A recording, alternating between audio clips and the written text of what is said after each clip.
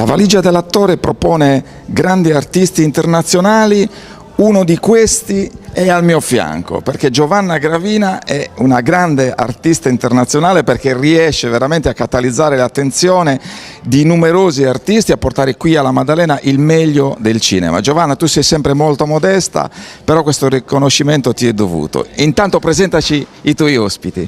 Allora, il professor Fabrizio De Rio, che sempre collabora e ci aiuta ed è un preziosissimo punto di riferimento per la manifestazione, perché tra le altre cose ne fa tante, ma una fondamentale: segue tutto il laboratorio che da 7 anni proponiamo a questi 16 giovani provenienti dalle diverse scuole di recitazione italiane.